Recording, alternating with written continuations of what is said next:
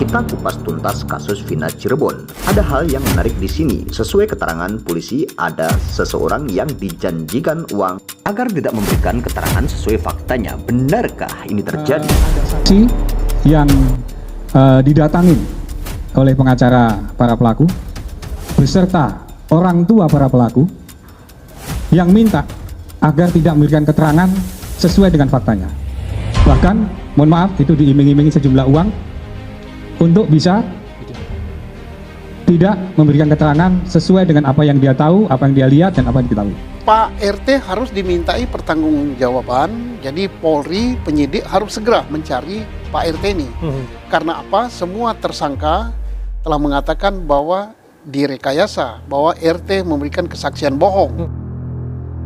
Kasus Vina Cirebon semakin mengerucut. Polisi pun memberikan sebuah keterangan pers yang mengejutkan. Bahkan Susno Duaji, mantan Kabareskrim pun ikut bersuara bahwa ada suatu kejanggalan. Dan kalau RT ini diperiksa di depan pengadilan untuk perkara yang terpidana sekarang, maka ketua RT telah memberikan kesaksian palsu di bawah sumpah di depan pengadilan, dan itu perbuatan pidana. Bahkan kasus Vina Cirebon ini semakin rumit. Banyak sekali saksi-saksi baru yang muncul, dan saat ini pun ada kabar bahwa RT memberikan sebuah keterangan palsu di pengadilan di bawah sumpah, dan itu merupakan suatu tindak pidana. Itu menurut Susno Duaji. Tentu saja terkait dengan semua yang terkait kasus ini, baik itu penyidik awal dari Laka Lantas, kemudian ada yang nangani di TKP awal, terus ada Ibtu Rudiana sebagai ayah korban, semuanya sudah diperiksa oleh Propam maupun dari Itwasum, dan sampai dengan saat ini semuanya sesuai dengan ketentuan. Oleh karena itu, rumor yang berkembang di luar atau mungkin pendapat atau persepsi boleh. Tetapi yang jelas bahwa sekali lagi penyidik melaksanakan pemeriksaan berdasarkan alat bukti yang didapatkan, baik itu keterangan saksi ataupun alat bukti yang lainnya. Polisi menyebutkan bahwa polisi sudah bekerja sesuai dengan ketentuan, dan penyidik menetapkan seseorang menjadikan tersangka sudah sesuai, yaitu alat bukti dan keterangan saksi yang ada. Bukan hanya ayahnya Peggy, tapi juga ada, mungkin teman-teman sekalian kalau bisa membuka hasil sidang di pengadilan, ini ada sesuatu hal yang menarik buat teman sekalian. Polisi mengatakan ada suatu hal yang menarik di saat persidangan kasus Vina Cirebon. Apakah sebetulnya hal yang menarik tersebut? Mau dikasih tahu nggak? Pengen tahu atau pengen tahu banget? Ya, di dalam fakta pengadilan itu ada saksi yang didatangin oleh pengacara para pelaku beserta orang tua para pelaku yang minta agar tidak memberikan keterangan sesuai dengan faktanya. Bahkan, mohon maaf, itu diiming-imingi sejumlah uang untuk bisa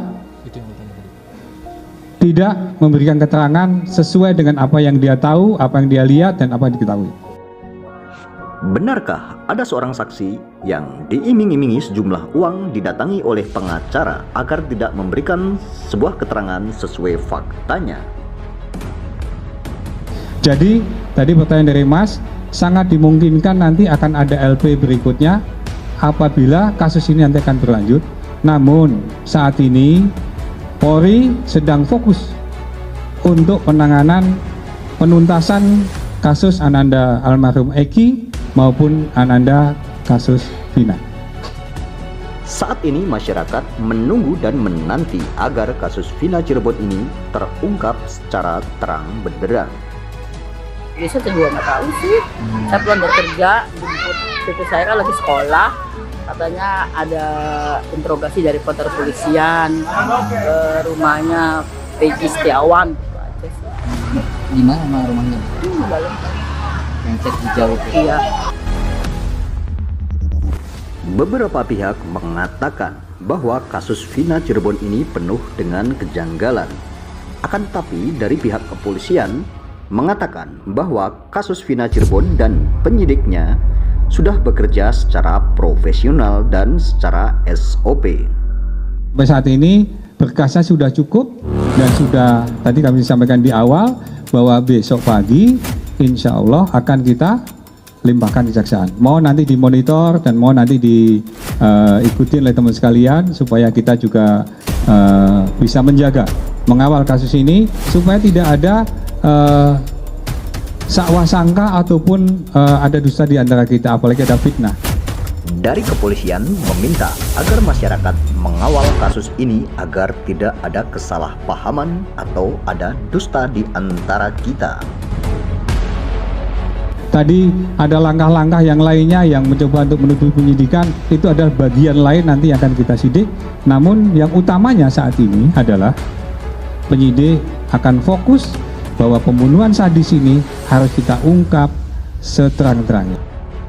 Memang kasus ini harus diungkap secara seterang-terangnya dan masyarakat pun masih bertanya-tanya, apakah pelaku yang sudah dipidana dan sudah menjalani hukuman adalah pelaku yang sebenarnya? Itu pun masih menjadi pertanyaan masyarakat luas. Hal ini pun harus diungkap seterang-terangnya. Siapapun pelakunya harus kita tindak sesuai dengan ketentuan yang berlaku. Jadi kalau seandainya tadi para pelaku tadi boleh ngomong, boleh juga diem, boleh juga mencabut laporannya sesuai dengan ketentuan undang-undang memang diizinkan ke sana. Maka dari itu penyidik melaksanakan kegiatan penyidikan tadi bukan serampangan, tetapi juga berdasarkan keterangan para saksi dan dikuatkan dengan alat bukti lainnya. Penyidik melakukan penyidikan bukan berdasarkan serampangan, akan tetapi berdasarkan saksi dan alat bukti yang ada. Bagaimana menurut kalian semua?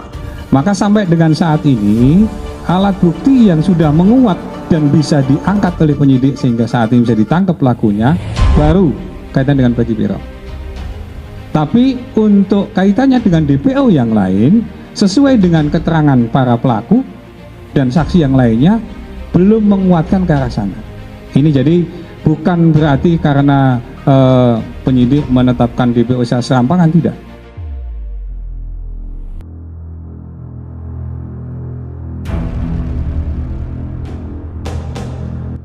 Berkali-kali polisi meyakinkan masyarakat bahwa penetapan DPO bukanlah secara serampangan. Kalau memang nawaitunya baik, kenapa harus cabut laporan? Satu.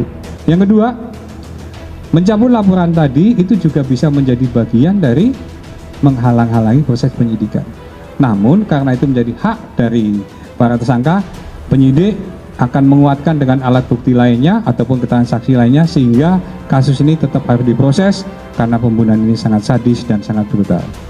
Dan kami juga mohon koreksi apabila ada hal-hal yang tidak sesuai dengan ketentuan, mohon kami diinformasikan ada hotline atau ada pelanggaran atau kode etik ataupun yang tidak sesuai dengan ketentuan, tolong dilaporkan kepada Propam maupun kepada Ikhlas.